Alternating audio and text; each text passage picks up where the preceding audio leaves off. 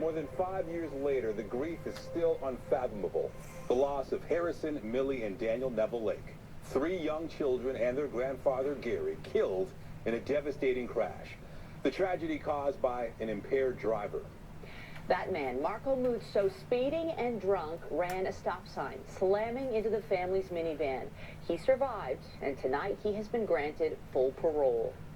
Good evening. A memorial remains at the scene in Vaughan. Muzzo was sentenced to 10 years in prison in 2016 and was first granted day parole last year. CTV's Beth McDonnell is live near Kipling Avenue and Kirby Road with more. Beth.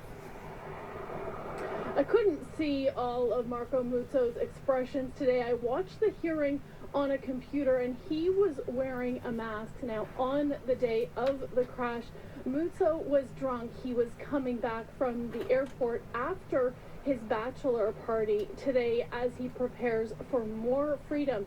He says he hasn't had any alcohol since then. Wearing a mask and face shield at the virtual tribunal, Marco Muzzo asked to leave his halfway house and live in the community. The Parole Board of Canada's decision to grant Muzzo full parole. Good luck to you in your reintroduction process, said board member Doug Kirkpatrick.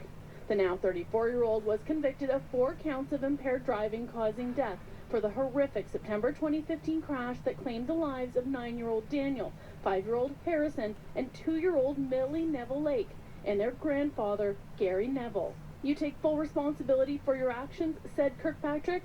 Of course I do, said Muzzo. There was nobody but me from beginning to end. Mad Canada says it's a difficult day for the families, given Muzzo is about halfway into his 10-year sentence. We have seen increases in sentencing, but I think there's still many of the families we work with would still say there's a lot of work to be done in terms of sentencing. But the sentence you have obviously impacts when you're going to be apply for parole. Muzzo was granted day parole in April 2020, spending just over 4 years in prison.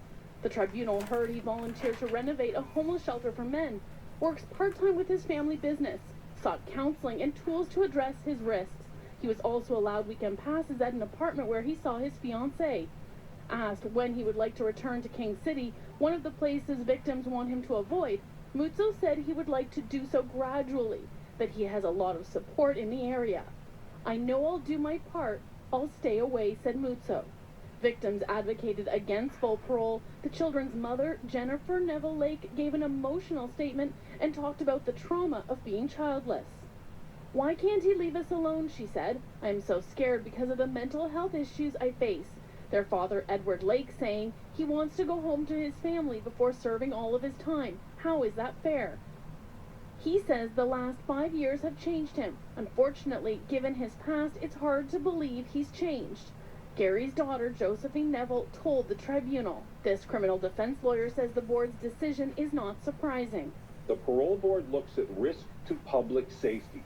That is the #1 concern for the Parole Board of Canada in such a hearing.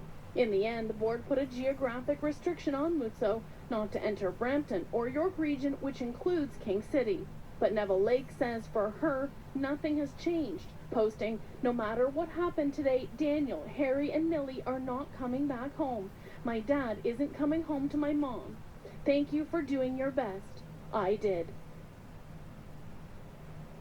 Just a short time ago, I got a message from Jennifer Neville Lake. She says she's very numb and broken and that at least he can't go to York Region for now. Muzzo has restrictions with this parole, not to consume alcohol as well as to follow a treatment plan.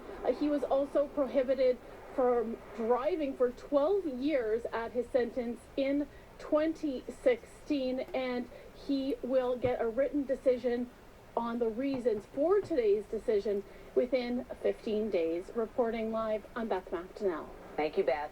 And our online team has full coverage of today's parole board decision. You can find that information at ctvnewstoronto.ca.